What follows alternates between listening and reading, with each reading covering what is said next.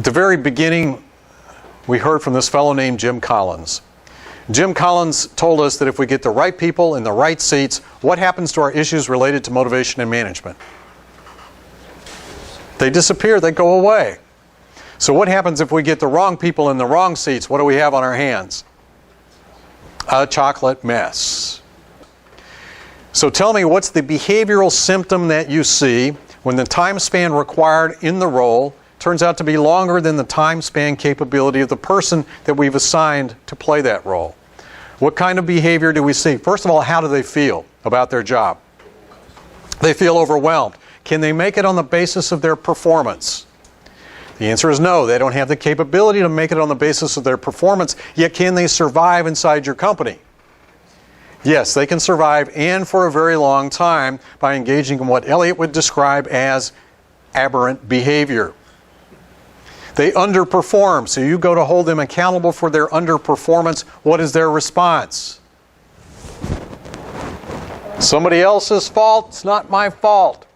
Or some circumstance that's outside my control. How could you possibly hold me accountable for something that's not within my control?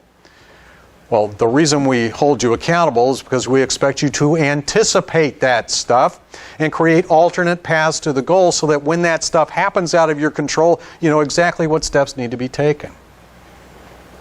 What happens here? Time span capability of the person turns out to be longer than the time span required in the role. How does this person feel about their job? Underutilized, bored. What happens to a person's attention to detail when they're bored? You go to hold them accountable for their underperformance. You go to their office. Are they even in their office?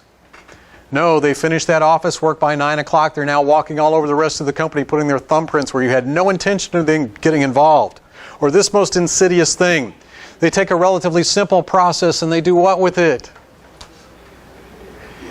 Now, do they do this complication maliciously?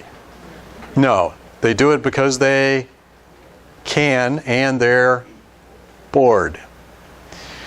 So what's the fix for this? Oh, I know. Let's have a communication seminar.